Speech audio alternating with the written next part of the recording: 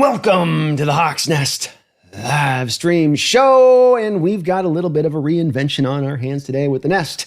As you got the same channel, just a little bit of a new format in the way that we're going to start to roll this out here at the Hawks Nest. So starting today, and as we do go forward, we're going to try to be getting a little bit more content to you, but just in a little bit shorter form, trying some different things here. And so that means that every day of the week, 5 days a week, Monday through Friday, you can expect to see a daily show at 12 o'clock at this time, me going live covering something having to do with our Seattle Seahawks. We're going to be trying to get some extra shows as well, and on Saturday and Sunday too.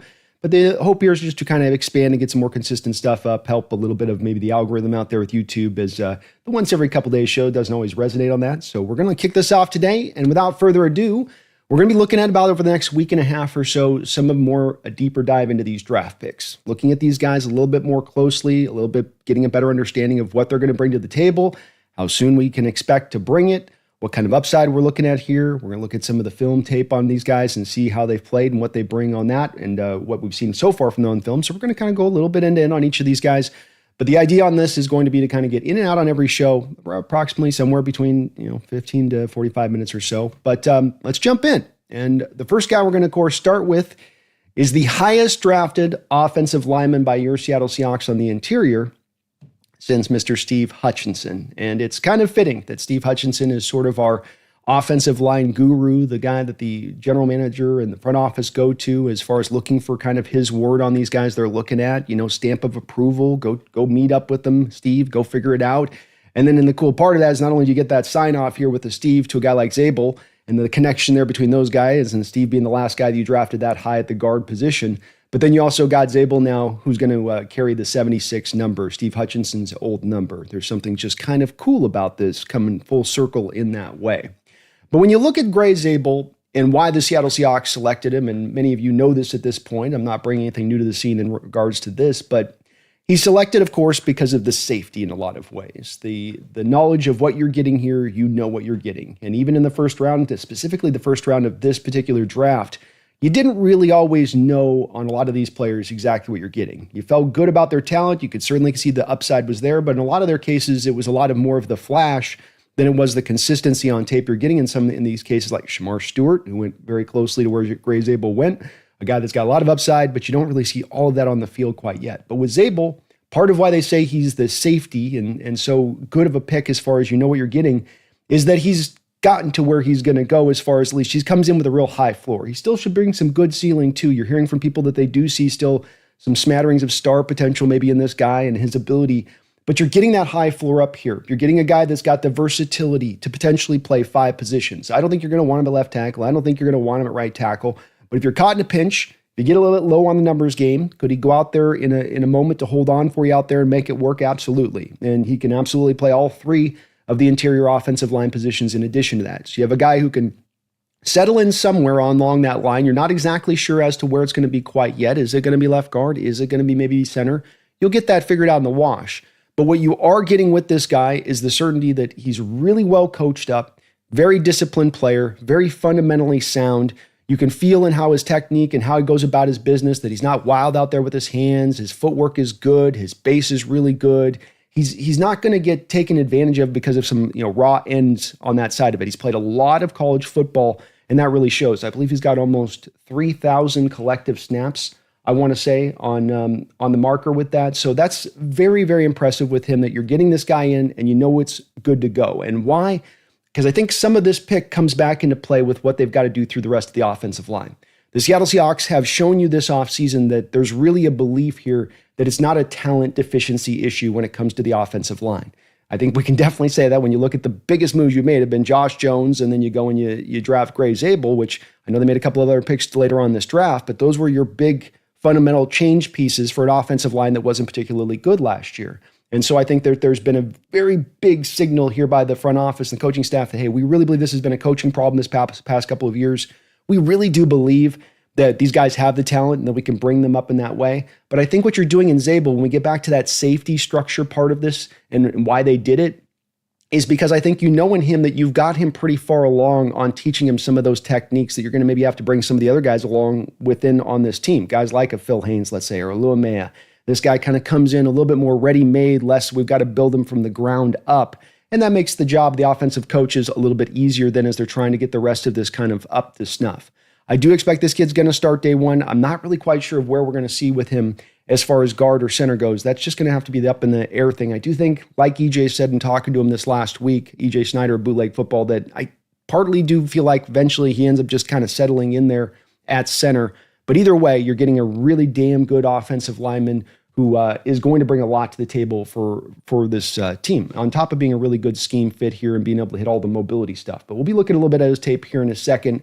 First is just kind of a precursor here to that. As you can see with the raw score, talking about a bit of the scheme fit here, you can see that he scored a 9.9 raw score. That's a very good score for an offensive lineman. This shows you some of the athletic freakishness that's a bit at play there, I suppose, with him when you look at him as a player, and that he's going to be able to get to those movement blocks. So reach blocks, pull out in space, get to the second level, all that type of stuff, pull back across the formation if you need him to do it. I will say that when you watch North Dakota State's tape, there's a little bit of movement in there in what they ask him to do, but there's a little bit more of just kind of going right at it head on. They run a lot of zone stuff too there as well, but it's not as much of, he's just freewheeling and pulling out in front and pulling over here and pulling there. It's kind of mixed in, but he absolutely can do it. And you see here with the athleticism, size that he has, that he can bring that as well. Got the 28 reps on the bench, which was very impressive on that. I know it's 71% as far as against his other peers in that way, but we see a lot of weak benches at times, so that part was good. But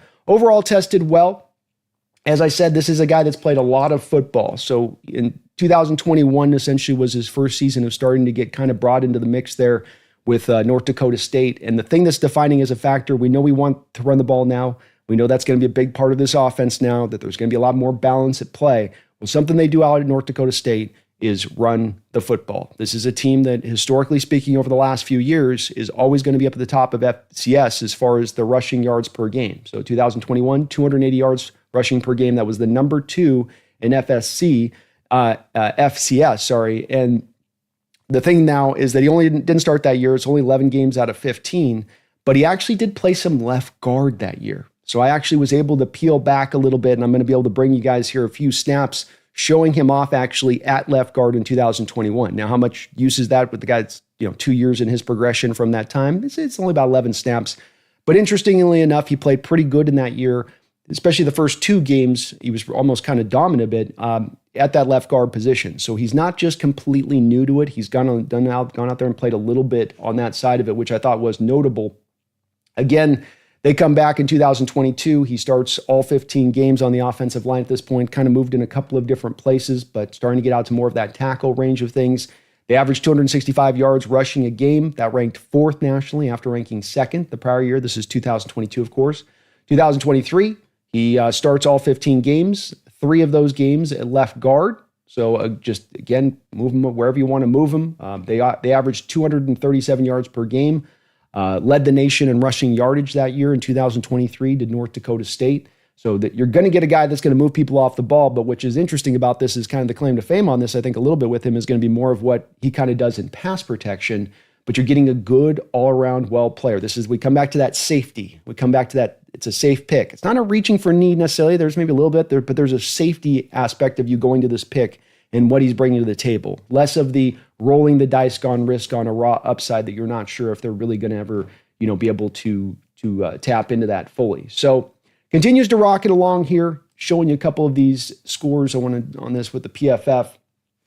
He had himself a 90 grade this past year, as you can see through his college career from 21. In 21, by the way, you're seeing that grade at 73.2, a little higher than 2022. That was the year he played a little bit more guard. I also want to say that there's not a lot of snaps. You can see only 125 snaps there. So don't take too much away from 2021 overall, because that is a little bit of a sample size kind of situation. So outside of that, you see that he improved bit by bit by bit throughout his college career. Some of you might be thinking that he's a little bit of a self-made player and that this guy just kind of grinded himself into becoming a guy. It's all about, he's got his fundamentals and he's just a real try-hard overachiever type. This guy was actually a well-regarded prospect, and he turned down other NIL deals out there at other bigger college programs so that he could play with his brother, who was a tight end on North Dakota State. So a little bit of an explanation for why you have a guy here who's not, why they miss him out coming out of high school? Why wasn't he looked at by other colleges? Has he topped himself out to the ultimate at this point? Not really as much the case on that side of it. So he's gotten better and better and better. And as you see here with the pass blocking, that's, where it really stands out from this past year. And when you watch him, he's just very hard to get around, very hard to go get a sack against, but then also a good run blocker in addition to that. And the full meal deal as far as a run blocker in that. Wanted to show just a little bit here. This is the grades. I'll make it big so you guys can see. These are the grades here from his 2021 year where he was the left guard. Again, only 125 snaps on that, but he had a dominant effort against Valpo. Again, you're not looking at great competition out there with them playing North Dakota State. That's to be acknowledged. But interesting that even in these snaps he went in there, he seemed to take to it pretty good. And this is 2 years ago, so he's gotten bigger, he's gotten stronger, he's gotten theoretically faster since this time period. But this is not going to be essentially asking a fish to walk on land, having him transition now here to left guard or go into center. He's got some familiarity in doing this. He's even taken a couple snaps in at center during games. He's even filled in at that spot of things. So you are getting that in this guy and what he does bring to the table. Very interesting player in that respect. But let's get a little bit to more of the tape I want to show you guys on this, because I think that this is going to be interesting. And let's get into a little bit of what this guy brings to the table as far as true ability. And it first starts out here with power on this. And so what you're going to be looking for with this guy, he's going to be 74. That makes him your left tackle, left side of the line. That's the guy you want to be locking in on. And these first couple of reps, what I want to show you first is just the power that you're going to get with this guy, that he can bring this to the table, that you feel that on the field with him. I'm going to show you some Senior Bowl reps in addition to this, that you're going to see some of his kind of quasi-dominance, I guess I will say, with him as far as how he played it there at the Senior Bowl and how good he was. But here we get a little bit of just good old-fashioned power. Can you move the guy off the ball? Can you drive, block that guy, and get him out of the way? This is going right over your hole, right over the A-gap. And not only does he get movement here, but you can see he basically almost takes the guy to the sideline just about. And there's a little bit of a double team help here from the tight end on his left, but you can see he doesn't really need it. He's just strong, powerful, wins the leverage war here. Notice he gets in up low, gets him. That's how he starts to rate him high. You worry about a little bit of what these kind of players leverage side stuff when they're tackles. Can they get up under the pads? Because that's the transition you're making when you're tackle. A lot of times you're slide stepping and you'll be out with a little bit more height than you're going to try to at times kind of maybe give yourself a little bit more like a board in the back kind of situation. But when you're coming up as a guard, you got to come up and you got to kind of go like this. So it's a little bit of a different motion. I felt like a play like this in a couple of these plays you'll feel with him on power. You're seeing he can win the leverage war. There's part of that, being technically sound, fundamentally correct stuff just continuing to show up. Another power rep here for you guys. Again, 74 here on the left side of the line next to the two tight ends. Little bit of help, clears out two guys. So he gets a 2-for-1 here. He's got some help. This is great blocking. You can see how this is a team in North Dakota State and how they run the ball that's pretty advanced compared to other college teams. And just the tight end with the smarts and how he blocks this up, them just in their technique, they're shoulder to shoulder, and they're just riding the guys out. But he gets essentially a bit of a 2-for-1 on this play. So the power's there. Power's absolutely there. He's going to get movement at the line of scrimmage. One more time here. Again, he doesn't even catch this guy straight. He's catching this guy, if you look right here, he's got him, if you notice here, right in on the chest. He knows this is the part of being a smart guy, though. He knows he's got the tight end help here, and they got to get these two guys blocked out. So he gets it back up into the second guy, and then you can see right there. So see how he collapsed it on into the middle linebacker there, the inside linebacker, and then you create the hole. It's not a big play. It's a very nice play by 3 coming in there. Unfortunately, the block gets blown by the guy going in motion. He goes and helps out this guy. He should have come down and helped out that guy. This is a home run. The guy going in motion there blocks on 3. This is a home run. So nice block, good power again with him. Another play here. Heads up. Just dumps him. It's bad as a defender when you give up and you just fall on your face. It's not a good rep. That's not the one where you're like, Coach, run that back again. I think I could have used a little bit of the whip technique here. No, you just got your butt beat. Pure and bloody simple. This is a small guy, but that's what you want him to do, right? You want to see him manhandling guys when he's going to take on smaller dudes. Again, here, clearing it out of the hole. You've seen this kind of similar thing. Not only does he get movement, but he is just throwing the guy out of the hole. That's pretty much what's going on here. Look at how much that's cleared out for this running back. Keeps his feet, gets it in for a touchdown. But look where he starts, and then look where his man ends up. Completely out of the hole. The man's been moved out of the hole. Then he even twists his body at the end as the back's going through. See the look how he's got him twisted, where there's no chance to get back to the running back. That's good movement. Lesser competition, all that stuff. Yes, absolutely. That's a part of play here on that. But this is legitimate movement and stuff that you love to see. A couple more reps here with just some more power. It's on more of a pass play, but you're seeing the movement. Something that strikes me is when you get an offensive lineman who's just really confident in his pass sets to where he'll go out and he'll attack. He knows this is going to be a quick throw on a fade, so he doesn't have to just drop back and he doesn't have to do a kick set. You just go out there, get your hands on him, neutralize him. The other reason you're doing this is to make sure that he doesn't leap. If you're trying to get this ball in on a little bit lower trajectory. But good power, sinks in. 88 in this game. You're going to see a couple snaps from 88 in this game, the defensive end. He had a long day at the office. A long, long day at the office against Zable. It was not a pretty picture for our guy. All right. Again, pass pro just dumps his guy almost instantly. A little bit of the old Trent Williams kind of take the chair out of a move. He's got that down a little bit. But this all just kind of comes from effortless power. He puts his hands on you and you feel it. 74 right there. Just complete control of the whole rep there. Complete control. Last little power one I want to show you.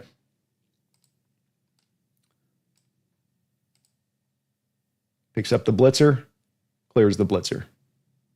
So linebacker coming down, you see him creep. He goes, I got that guy. I'll take care of that. I've got the crack back blocks coming here to peel this guy out my edge. So bye-bye linebacker. Boom, you're gone. Just like that. No getting off the block, no doing some Bobby Wagner shoulder shrug move, and no chance. He just completely clears these linebackers out of the play on these kind of moves. Again, what you want to see, but good nonetheless. How is he as far as in pass pro? We see we can do as a run blocker a little bit with the pass pro stuff. Let's see a little bit more with the pass pro stuff, how he holds up. Again, out here, he knows he's got this rolling to the left. So the quarterback's going to be going to the left side here after the play action. So he knows he doesn't have to really do a drop set with his kick step. Go out there and attack the rusher. Get your hands on him quick. But the athletic confidence to go out and then reach that edge rusher like that, rather than what you see a lot of these tackles that don't trust their feet. They'll just try to slide back and let the guy come into them a little bit. But you see him in pass pro where he really will be willing to attack. And I think this stuff's going to definitely help him out when he transitions into guard, where it's a lot more of the, it's a lot more of the quicker action, the quicker hits. It's a lot less of the sitting back and kind of waiting like you would a tackle. Just kind of makes me feel better about him making that transition inside just a little bit in that way. All right, another pass pro rep here. Effortless, locked in. Quarterback's got a lot of time here. Look how much time he's got back there. Still doesn't touch him. Any tackle is going to eventually be walked back if you get him 10 minutes in a pocket with the quarterback not doing much. But completely, this is a great rep. Anchors down, very little movement. A little bit of walk back, but that's not him getting blown back. That's what you kind of expect in these situations. You're hoping the quarterback will get rid of the ball after about 4.5 seconds. But even then, still doesn't touch him. Doesn't get there. It's a good rep. A pass pro rep here, 94. Again, stonewalled. Kind of similar rep there to the other one. Did I grab the wrong? Okay, yeah, it was the same rep. I'm like, that's the same rep. Just labeled them. Another quick pass here to left.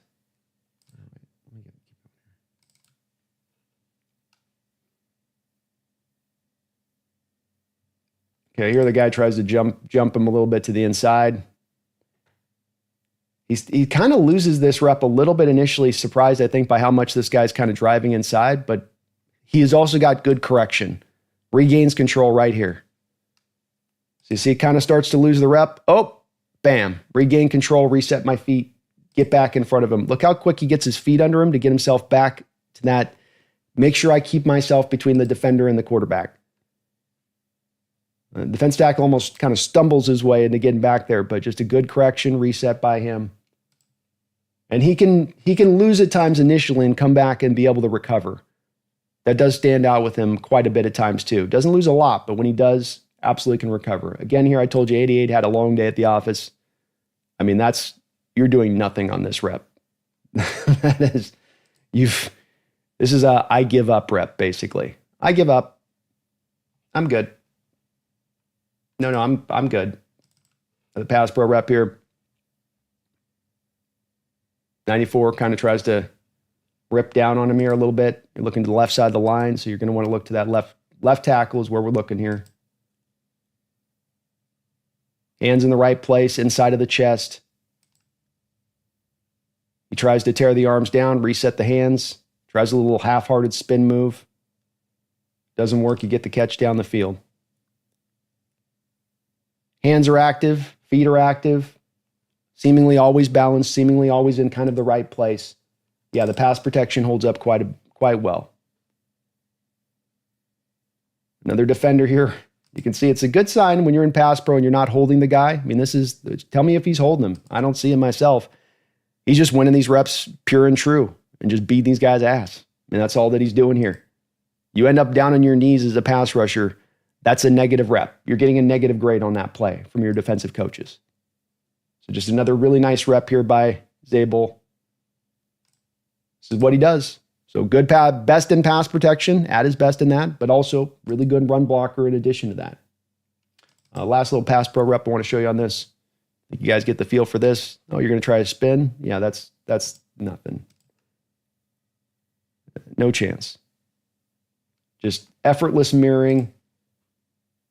There's no threat here. I mean, he doesn't lose. Notice how with his set here in the spin, there's no loss of depth here. There's no loss of depth. See that? He's keeping that pocket. Those feet are moving. And there's never a point where that pass rusher is making any kind of headway towards the quarterback. So you're not just getting the win on the rep. You're giving the quarterback an extremely clean pocket with this. It's just what you just see with him over and over again in pass pro. Yeah, the competition's a part of it here. No doubt about that. I get that part. Like, we can't do anything about that, and that's why I'm going to show the Senior Bowl reps. But what the reps that we do have of him, you can see that he's really good with it and that it does stand out. How about mobility stuff? Can he move in space? Can he do that? So 74 here out on the left side of the screen. Gets down to the second level. Takes care of the linebacker. Good. This play doesn't go for much, but this has nothing to do with him as far as it being his responsibility. He gets down there. Somebody else loses their block. His guy is neutralized on this play. In fact, he kind of gets a 2-for-1. Look at the second linebacker here right behind the guy that's the middle. Boom, boom. Somebody else ends up making the play, but again, gets kind of a 2-for-1. So got to slide down to the second level here. Can you get to that second level? Pretty easily. Bam, good block. Very good block. Another one here with some movement. Coming back across the screen. And he makes this look way easier than this is for a guy moving 315 pounds. I mean, he's slide shuffling here. He's not even running, just slide shuffling, clearing himself through the traffic, and still landing the block. This is a high degree difficulty block, folks. From a mobility standpoint, it might not get any tougher than this. And the play doesn't go for a lot and all that, but it's impressive to me that he's got the footwork to be able to move like this to get to this block. I've seen so many blocks like this over the years where the guys don't even get their hands on the linebacker. They can't even get past the line. It's so easy to just get tripped up right there. A little bit more mobility stuff. Comes down to the second level. It's pure kind of zone stuff here. So you get your first block laid, help out the guy, get the clearance, and get down to the second block. We'll go slow here with it. You're going to watch the left tackle. Comes down. You got your help first. Make sure that you got this block eliminated with your partner and that he's got that block in control. And then once you do, get to the linebacker. Seamless transition. Nice run play. I'll play at normal speed, but I want to show it slow first. So bump, bump, bump. You get your double team. Everything's in control. Everything's fine. He can actually wait because he knows the 33 is coming to him. Oh, you'll come to me. It's only a matter of time. Then bam, he picks up 33 and then clears him. Picks up 33 and clears him. Watch it again here. Let's go full speed.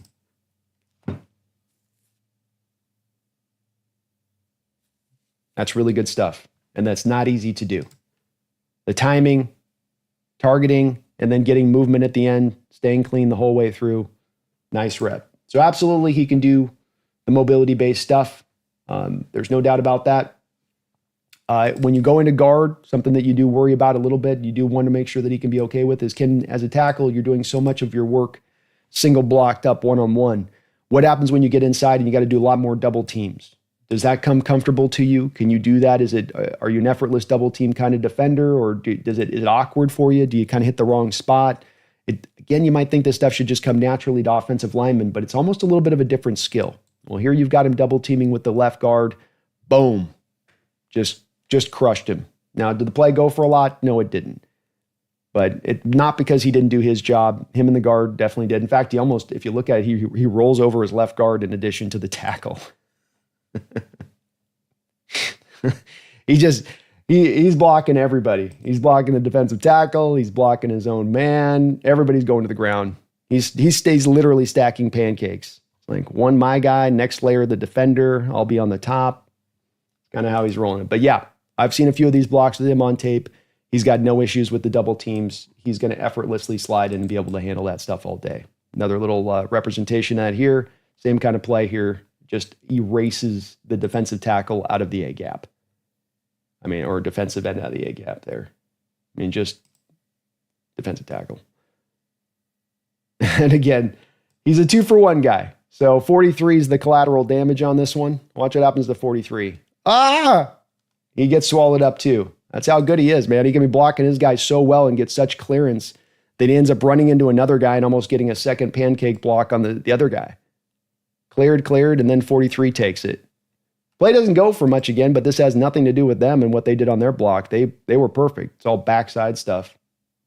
But another 2-for-1 coming off the hands of double team. He's not even responsible for blocking 43 here, by the way.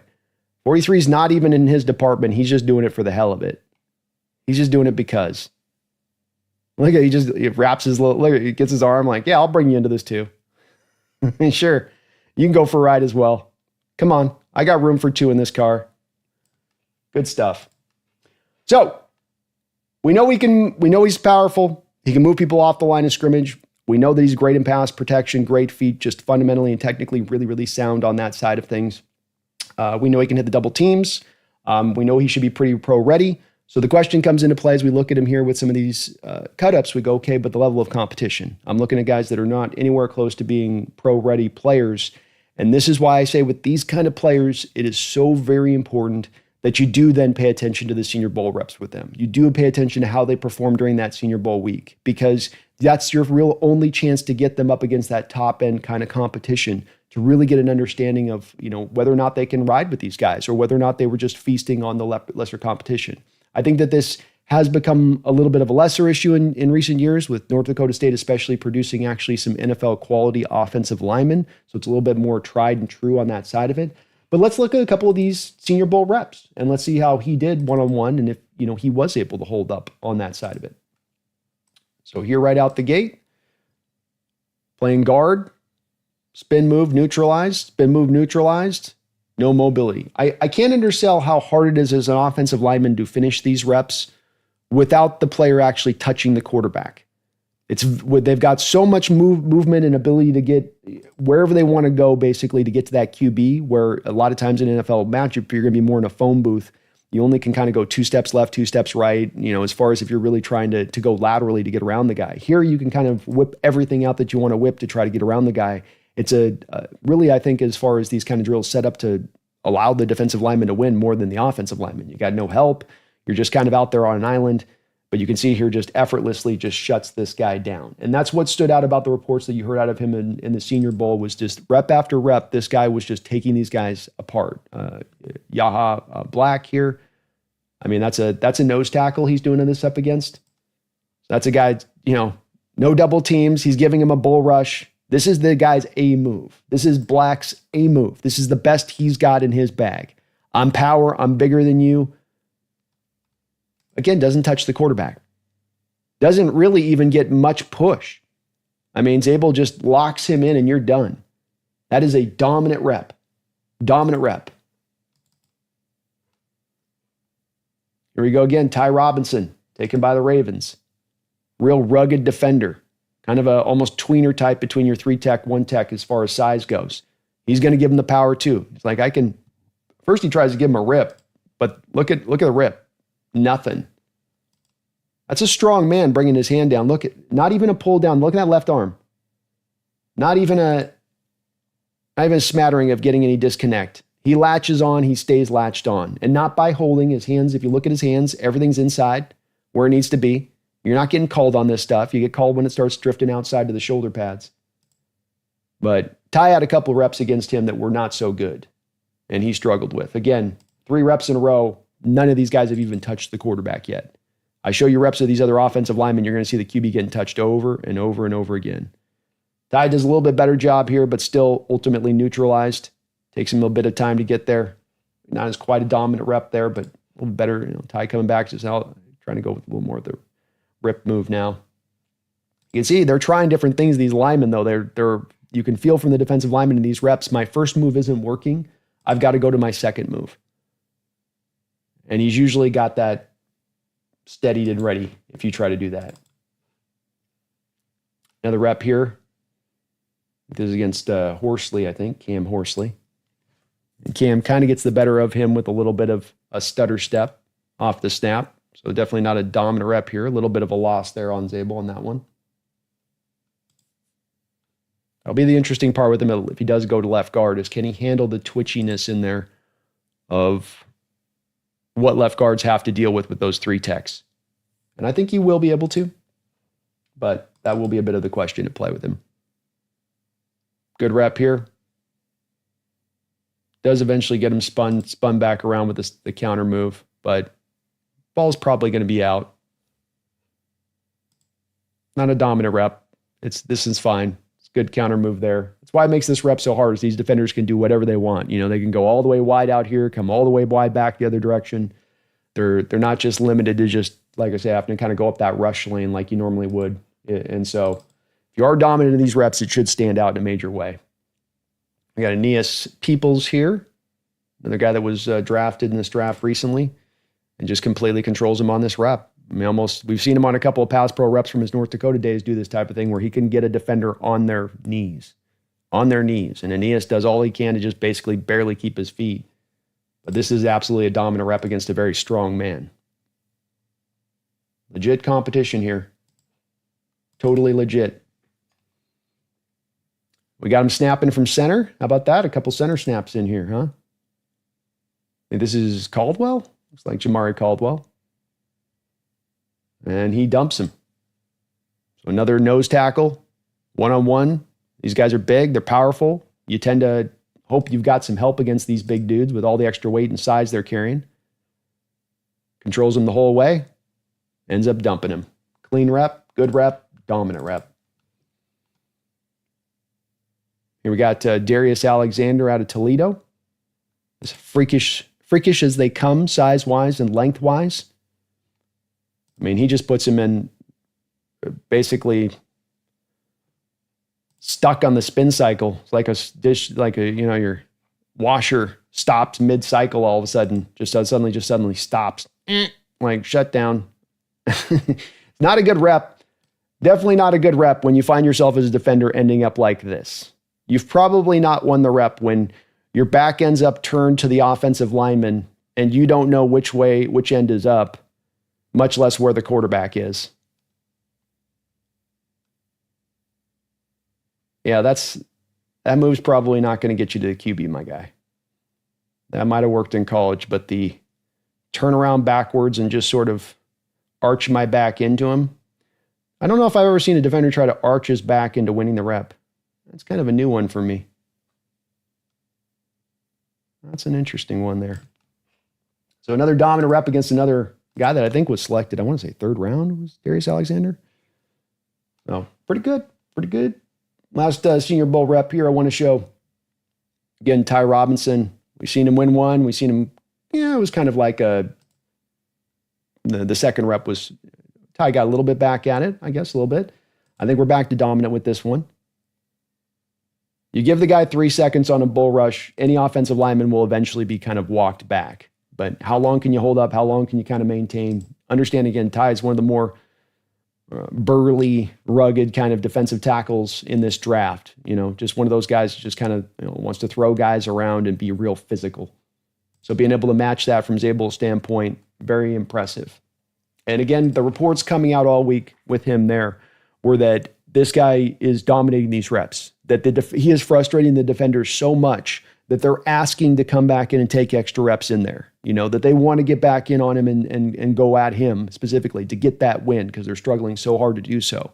And then as I was talking about this with EJ, he went out that whole week and he could have just said, the hay's in the barn and I put in the work and I've dominated these guys in one-on-ones and I've solidified myself now as a first-round draft pick. Instead of sitting back and saying that that's going to be the case, he went back into the game and he played well in the game. He wanted to make sure he had solidified himself in that way, which is just a great sign. It sounds like you're getting a real leader in this offensive line crew as well. I think that this is a part that doesn't get talked about a lot, but you need the offensive lineman in that room who's going to steady the ship, who's going to keep everybody locked in and keep everybody communicating. A lot of times you have offensive linemen with those big guys. They'll be the strong, silent types where they don't say a lot. So you need to have that guy that can be a little bit of the not motor mouth, but just a little bit of the leader in there. And go back to the 05 line, maybe one of our best offensive lines in Seahawks history, when you had Walter Jones and you had Hutchinson and Tobeck and Chris Gray and Locklear. And Locklear's a rookie and Gray's just kind of a quiet, one of those strong, silent, quiet guys. Just put on my hard hat, go to my business. Certainly Walter Jones was one of those kind of guys. And Hutch was a little bit vocal, but Tobeck was the guy that really made that line roll with his communication and making sure that they were on the same page and insisting, in fact, that they would be on the same page with his leadership and what he provided. And so you hope with this guy too, he can come in and start to provide you one of those voices, because I think that's something that does stand out about the offensive line from recent years. Who has been that leader? Who's the guy that we do hear about being talked about as, hey, they're rallying around this guy. He's really kind of, carrying the torch for this unit as far as, guiding these guys along. It hasn't been there. And maybe a good explanation for, in addition to some of these other reasons, like not the greatest of coaching, as to why the unit hasn't developed. And leaders are going to have to come forward all over this team for this team to get to kind of a contending stage. As we look to make that next step, the leaders got to come forward from all of these positional groups. And that includes even this offensive line.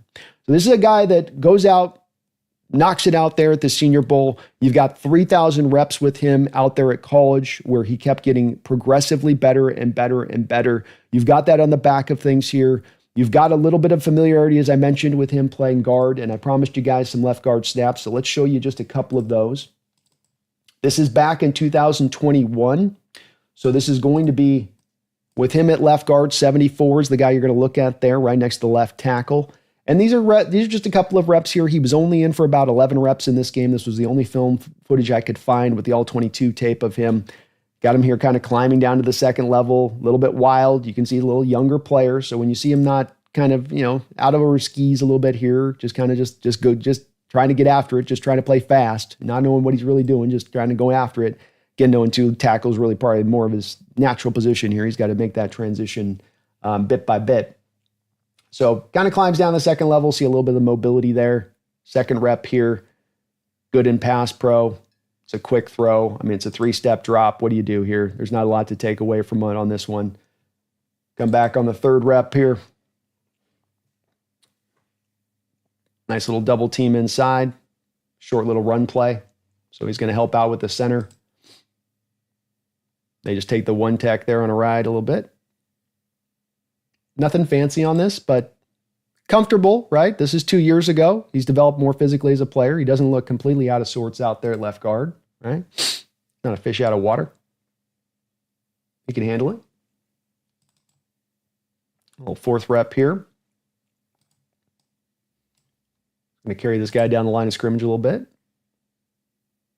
Again, just not too much takeaways. I just want to show you a couple of these reps, show you that he's done it, somewhat comfortable in doing it. It's not a lot asked to do here. He kind of doesn't, I said he's a real good 2-for-1 guy. So he takes care of the first guy and then kind of slides over here and makes sure he handles 93 too. Because look, he's 72 falls down and he kind of realizes this. Kind of a cool rep. So he's handling his guy, right? See the guy right ahead of him at 74? Now watch what happens here is 72 falls.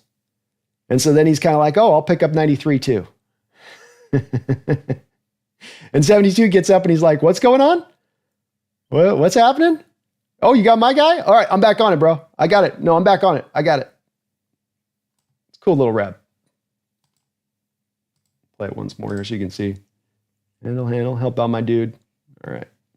Completed pass. Got a couple of good reps in here. This is a good one too. We've seen him do this, haven't we? Isn't this a pretty thing right here? Doesn't this just get you hyped up about the future? Left guard, take your guy, clear him out of the hole, right where the run play is going, big run. Oh, do we want to see that on Sundays? I've shown you a few times him doing this from the tackle position. Here you're seeing him do it from the guard. Now, he's doing this to an edge, so he's not doing this to a 3-tech. Nonetheless, though, it's a dominant rep, and he's just taking the guy completely out of the hole.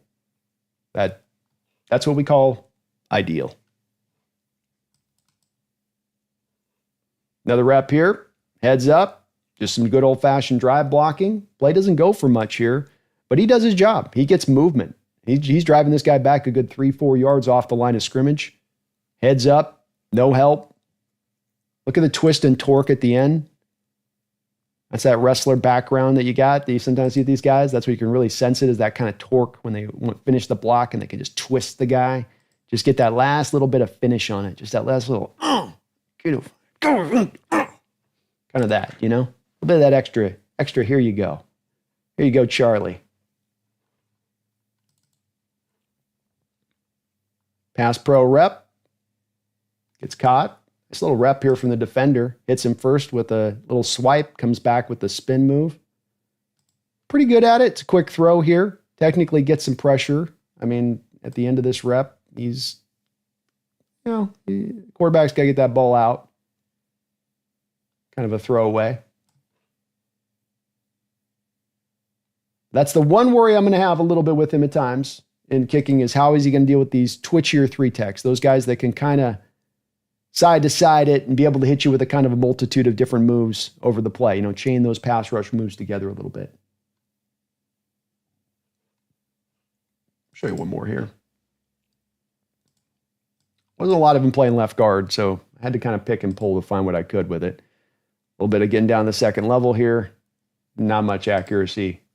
Good initial block, but he allows the guy to slide inside of his shoulder here on the block. Just allows him to get a little bit too inside on that. But he's done it. He has done it. So it's not going to be a first time him going out there and having to learn this and have to relearn his whole everything and all that. He's going to be able to be a little bit fluid in this, I think, from day one. The question's just really going to come down to, is he going to be a guard or is he going to be a center? And where does he fit to? They're going to try to make it work at left guard. That would be the ideal, is that he does suit to left guard. But there is a chance, too, that he could eventually fall into the center. We come back to the safety of the pick. And people want to always, look at upside on picks. And look, we're going to be looking at tomorrow, Nick Emawari. We're going to be talking about upside all day long. And this guy still has some upside. There is still potentially Pro Bowl potential in this guy, or all pro potential in it. It's hard to necessarily make that a guess, because he's got to make the transition to the new position, and going from the competition he's going from is going to make a little bit of a transition there. But the guy's got the goods. Everything that you could want in this guy to have, from the physical size, maybe the length isn't the greatest at 32-inch long arms, right? But that's why he's being kicked inside. But he's got the mobility, the strength, the power, and the technique. He's 3,000 snaps into his career, so you're not having to just bring in some raw guy like Anthony Bradford was a couple of years ago. Remember that? Where that guy was another kind of freak show athletically speaking. His raw score was through the roof. But at the same point in time, he was nowhere near to being ready as far as his technique. He was light years away. And this is a guy that actually gives you the ready-made physical potential, but then also is really close to being able to reach that. He should come in and be a day one starter. This guy should be an above average starter from day one, whether it's going to be a left guard or whether it's going to be at center. I mean, it's a strong prediction, but I think these are the kind of players that you can make that strong prediction about. It's just a question about how far the upside is going to go with him. And is he going to be more of the high floor guy rather than the high floor guy with a really big ceiling too? And that part we'll just have to see as it gets determined. Get in training camp, get in the seasons, and once the games actually count, we can see the live fire, see what he is going to do. But great addition here to the team. You can't get mad at this kind of pick for a team that needed so much help on this offensive line Would love to see him go back and get another offensive lineman earlier in this draft if we could have pulled it off somewhere else. But in Zable, you're getting a good fixture in here, and you can't deny that this front office has been very succinct and right on brand and on point with it, and saying that, look, we really come back to this not being a talent issue, and we really feel strongly about this coming down to play calling and the sequencing of the play calling and the coaching and the development, and wrap that all up. And that's the place that we've really been struggling to bring that up to snuff here recently. But we feel like we can now do so here with these coaches, that they're bringing that pedigree, they're bringing that expertise, and they're going to be able to bring guys who have a lot of talent that they like. These guys coaching-wise come in, they've referenced this as well, that these new coaches coming in like these players, like these guys. It's not a matter of, we're being sold on them, but hey, we looked at these guys. We were scouting these guys at our own prospective teams out there in New Orleans. We like Lumea. We liked Haynes. So I think that also is telling these guys would have probably, been screaming at them if they really needed the talent, in addition to, hey, no, we can bring this along, give us some extra talent, and we'll bring what we got in-house along, and it should be all in all remarkably improved on the back of that, even into season one. It'll be a fun part to see on this team as we move into the future on this one. I'm really looking forward to it. We've got a couple donations today. Just to let you guys know on this, we're going to be doing a new format here on the Hawks Nest this year. I hope you guys like it. We're going to be doing a little more content. It's going to be Monday through Friday. We're going to be going 12 o'clock every day here. We're going to be doing something, covering the show, some subjects. Sometimes these will only go really quickly, maybe 10 minutes, maybe 15 minutes. Sometimes, like today, we're doing some film study. Might have to go like 45 minutes an hour as we're kind of going through it. I'm going to read your guys' super chats on this, but I will not be doing as much. I will be not doing as much in chat interaction as we kind of go forward on this. The hope is to kind of keep these shows in a little bit more of a tighter scope of things, in and out a little bit, and then that can help us as far as growth goes, where not everybody loves to do the 5 hour, 6, 7 hour live stream shows, is that they want to click on that. So understanding that, hopefully you guys are cool with that as we're going to make this transition. I thank you guys for all of your support here. We had a great amount of that through the 3 days of the draft coverage. Really want to thank all of those folks who put so much support to this channel and all of that. As I said, we're going to keep rolling here stronger as ever. So your guys' support keeps emboldening us on forward, and we're going to keep pushing out the productivity here, hopefully getting more to you guys this year than ever before, and hopefully kind of expanding this channel in different ways that I've not been able to quite do in prior years. First super chat of the day here, we've got Martin Lawrence. Thank you for the $5 donation. I appreciate you for that, Martin. He says, I gave this pick an A. Likely to be a day one starter at left guard. Will bring nastiness that's probably been missing from our O-line for some time. Wonderfully put on your part, Martin, and I would echo much of the same on that. I think I'd be A minus-ish with a pick, but it's A wherever you're going to be at with it. We want this line to be developed. We wanted good talent and you to be willing to select guys earlier than ever before. You could definitely say that if you weren't going to go with him here and Zable in the first round, if we do have one of those people that's in kind of that camp of sort of it's reachy, well, you go, look, if you don't go here and you're going to go all the way back to the depths of the second round, you are taking now kind of more riskier picks, the less certainty, even for a guy that's coming out of North Dakota State. Like, I love Tate Ratledge, and I wouldn't have minded seeing them take and select Tate Ratledge. But the problem with Tate Ratledge is that he just couldn't finish football games. And there's going to be a bit of a question with him on the health front when he goes to Detroit, if that's going to hold up. I watched countless number of games where it's first, second quarter, I see him. Third quarter, there's another jersey number in his spot. Going, where did Tate Ratledge go? I didn't even see him limp off the field. I didn't even see him have to be carried off. He's just not out there right now for some weird reason. And you saw that over and over again. So there was a lot less of the certainty there when you got into that second round range, Martin, say nothing of going into the depths of this draft beyond that point, especially when you had a guy like Booker and Zable would have gone, and some of those guards would have gone much earlier than they had in prior years, because teams are starting to, I think, recognize a little bit more that this is more important. It's been looked at as a little bit of that, the bastard of the offensive line, a little bit, these interior offensive linemen, where it's like, we'll get around to it when we get around to it, but it's got to be a priority. You got to go out there and actually find the good talent, and if you don't, you pay the price for it. So he brings nastiness in big parts, Martin. I agree with you 100% there.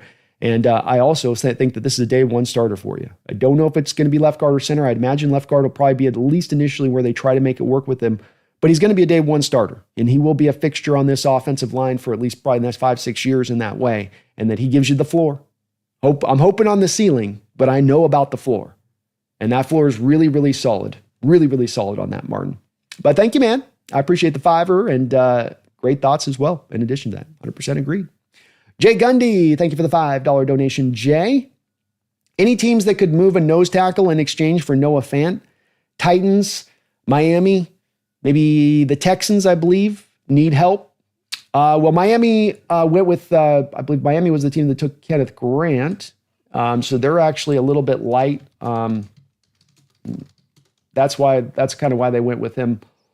I believe I'm making sure I'm right on that one. Yeah, Miami Dolphins took him.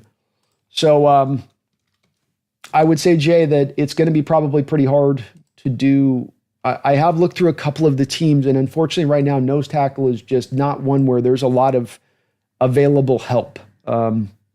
Titans, another team, it's Kenneth Grant went to Miami, so they need nose tackles. They're not giving them out at that point. It's, if anything, they're in the opposite lane.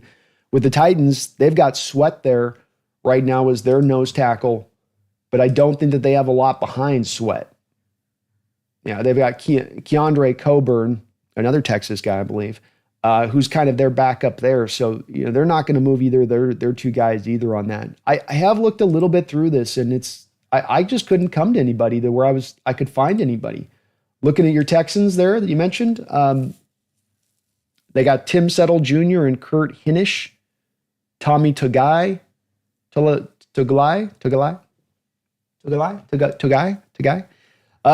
another team where there's just a lot of teams out there right now when you go through the NFL where they're a little bit light on their nose tackle. You look at their starter and you go, oh, boy, their starter's just kind of okay. And then you look at the backup and you go, no, I don't want that either.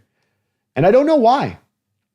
It's so lean. I guess it's just kind of hard to find 340-pound men that can hold up at the point of attack now more than ever before. And there's few men probably at that size, in this world at that size.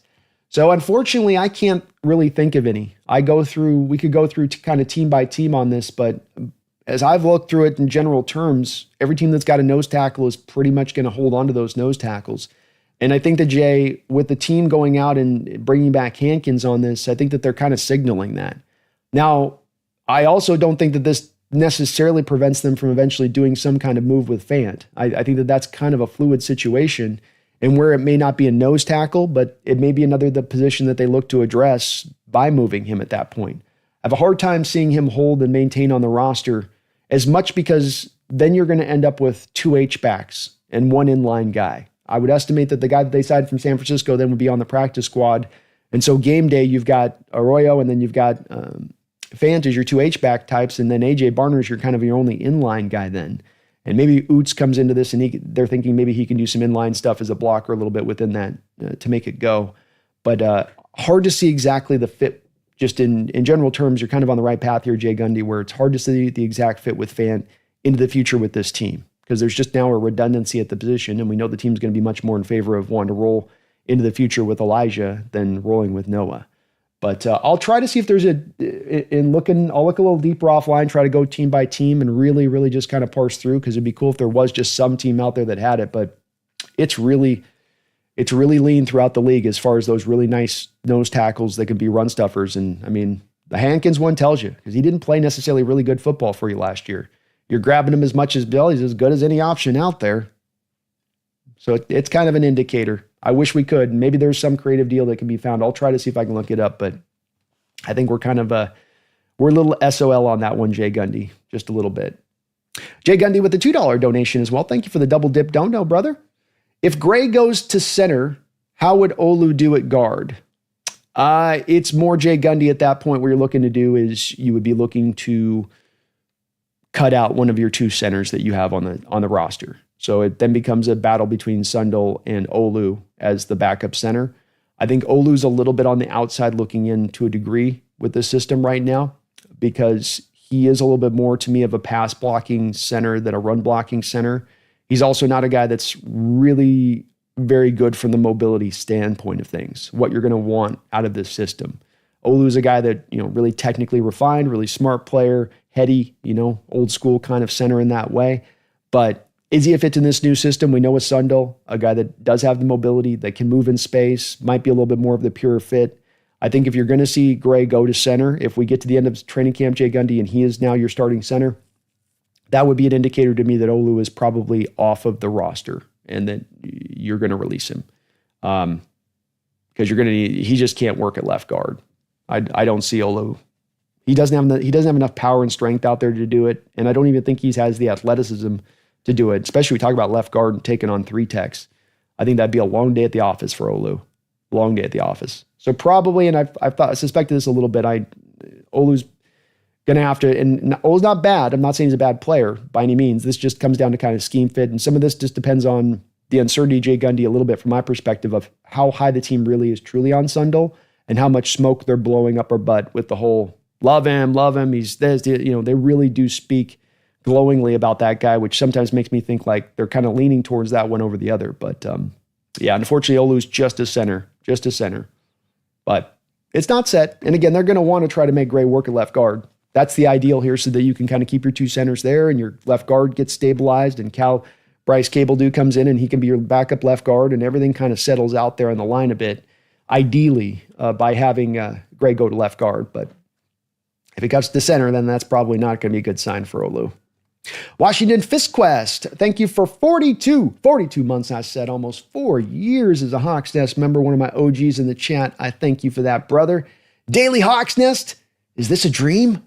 I love the format. Indeed, it is going to be the way. And I've been kind of leaning towards thinking about doing this for a while. So it just kind of, I want to give through the full season of just kind of staying on the old format, rolling it all the way out, seeing where we can kind of take that, and then wanting to kind of change it up. And, we started out this channel thinking we're going to do uploads initially and great Seahawks moment videos. And we changed to live stream shows and we're still going to be doing live streams, but now just kind of quicker in and out kind of daily shows. And yep, you're going to be getting me 5 days a week. So I've been spending the last couple of weeks charting out the shows, trying to get these charted out a good, 30, 60 days out. And so that we got plenty in the chamber here to just kind of keep it spinning and keep it rolling. And hopefully you guys dig it. I think you guys will like it a lot. But thank you, Washington FistQuest. I'm looking forward to this new format and hopefully you guys have some fun with it. Hope you're having a great day, man. And thank you. Thank you. 42 months as a Hawks Nest member. That is a long time of support, brother. I appreciate you. HHG, thank you for the $5 donation. With the upgrade in O-line, we could be a bottom 10 instead of bottom 5. Hey, that's an improvement. And you gotta start from somewhere, as they say, HHG, you gotta crawl before you can walk. And this team's got a long ways to go. They got a long ways to go as far as this offensive line goes. You've neither, one second.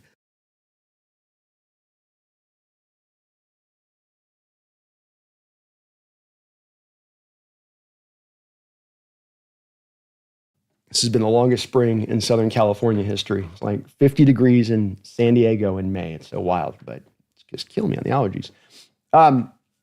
Yeah, I don't know how improved the line's going to be when it's all said and done. I think it will be improved. How far this can be taken, I'm unsure.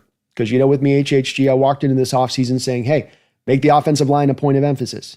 Hey, make it a priority. Hey, let's take this offensive line and actually make it, God forbid, a strength of the team rather than this glaring weakness year after year after year after year. And the call to action to that has been grabbing Gray Zable in the first round, which is great, but that's been about it. You got Cable a little bit later in the draft. You got Josh Jones as your swing backup tackle guy. And, hopefully those guys can come in and provide some impact and help. But you certainly have not taken it beyond the mark here. And maybe it will come down to the coaching. And it's very encouraging to hear that there's so much confidence from the front office and the coaching staff that they've got their finger on this is the problem right here. It's this thing right here specifically. And of course, John has done a lot of referencing of former offensive linemen and players like that have gone to other teams and have been better and have been able to realize the potential they thought they were getting when they drafted them. So maybe that's more proof to the pudding that the coaching has been a big problem, the big part of the issue here, and a big part of what's held this thing back a bit. I think that it will help and it will bring immediate improvement to some degree.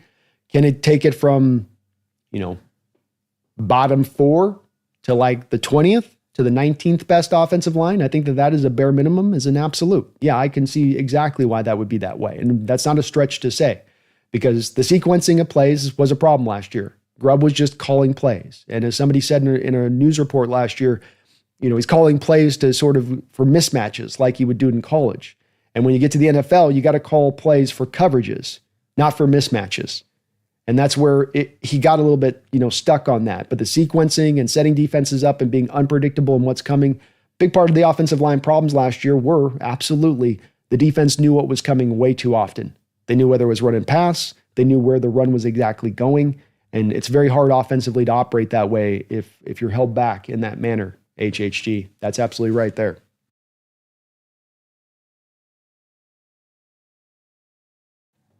Thank you, though, man, for the $5. I think we're probably going to be like going from, if we were 28 this last year, I think you're at the very minimum going to be like, 19th at least in that area. But 19th would be a large improvement. And you figure the offense would perform much better with it, because that's all around. That's both improved run blocking and improved pass protection at that. But would have been nice, HHG, to add one more guy in there. Would have been pretty nice. I got to say, I wouldn't have minded if we just get just one more good quality, high quality guy in there. Grab maybe, God forbid, a guy in free agency or trade. But John tried. They just couldn't quite pull it off. So we'll roll with this and hope it can go, man. But they're moving in the right direction at least. Hey, we got a first round guard for the first time in 20 years. So that's that in itself shows at least we're making some progress.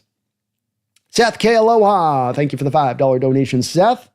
Hey, Brandon, are you able to get a press pass or whatever it's called to attend training camps and give coverage on what you see? I have tried a couple of different times to apply for a Seahawks press pass. It's very hard to get them, I guess. I will try again this year. My plan is to probably try to get into training camp if I can pull it off. At least get a couple days in like we did last year. So I have tried a couple times. I've just never even gotten a response back from the Seahawks PR team on that. But I'll try again and see if I can reach out to them or see if there's another kind of contact I can try to utilize. Because I'd really like to be able to, when I go down there for a week and a half, if I can, do a couple days of practice and be able to get the press pass coverage. I would think we'd be able to, but they're very stingy with it, Seth. They don't give it out to a lot of people. I think they'd know I might make a little bit too much, I might ask the dangerous questions. I don't know what those would be, but I think that's maybe what is a little bit at the heart of that. But I'll try again. I would love to do it. And I'm tentatively trying to plan again, a little bit like last year, go down, watch a few of the practices. I like to be able to do kind of the wrap-ups right there from the practice field too a little bit. So I'll try to shoot to get down there. That's kind of the tentative plan at this point, is to get down there and to go check it out. But thank you, Seth. I appreciate you for the donation on that. And that will put a button on us today here, folks. So I know this is going to catch a little people off guard a little bit with this, and I am sorry for the change for those it'll be a little bit of a sticker shock on this one a little bit as far as how these shows will go, because we're going to be kind of in and out on these ones now. We're going to try to do every day, 5 days a week. We're going to come on at 12 o'clock, sometimes short, sometimes they'll go a little bit long. But this is going to be the new standard that we're going to run here on it. I just kind of feel like we've probably taken the long form content and the 5, 6, 7 hour show stuff kind of to the nth degree at that point. It's time to kind of shorten this up and button this down a little bit more. And again, the hope on this is going to be not that we're getting you guys less content, but I'm getting you more content. We're getting you more different styles of content, less of just kind of the same note being played over and over again. So this is going to continue on here. We're going to keep rolling on throughout this week. We got tomorrow one of the guys that's got you most hyped in this draft. I don't care who you are. I know you're hyped about this guy. And that's going to be Nick Emawari. We're going to be taking a real cool deep dive look at Nick Emawari, what he brings to the table, where he needs to maybe have some improvements at as far as that goes too, because these are going to be deep dives. I know we didn't look as a little bit as much today as far as at some of the glaring or where issues exist maybe in the game of Zable that he needs to clean up.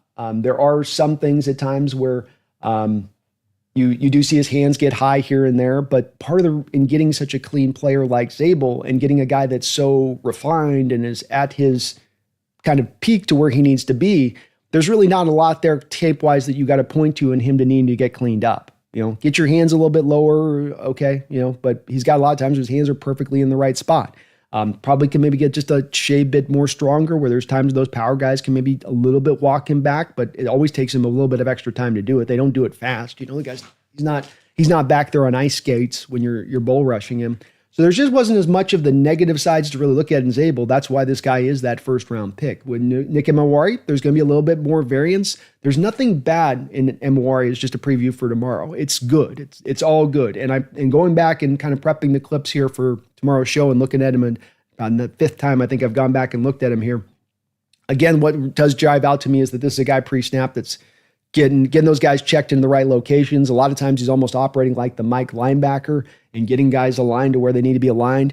He plays with a lot of fire out there. He plays with a lot of hustle. This is not a fast guy who's fast, but then keeps it dialed down and has his RPMs kind of load out. He's going to go out there and he's going to fly around and go make some plays, and he's going to play really hard. There's some really cool hustle plays with Emowari that I'm going to show you tomorrow, which really shows you some of the heart that he has as well, which is what you really want to see with those guys that are uber talented, is that they also have a lot of the heart and the tenacity and the fight inside them, which is what then will be those kind of, you get those raw parts all put together, and that's what can eventually make the great player, to realize that potential that he sort of tempts and teases with what you see on tape. And it's more than just tease, I'd say. It's more than just flash. You see it enough consistently with him. Safeties are sometimes hard in college to always determine with, but Emowari's talent going back is true. You guys are going to want to check this out tomorrow. We're going to be 12 o'clock tomorrow at that time going deep dive in on Emowari. And as I said, throughout this week, we'll look at a couple of prospects this week, a couple of prospects next week, and then we'll just be kicking these shows off, looking at regular Seahawks content coverage, just a variety of different things. We'll be going all around the board. So ride with me, folks,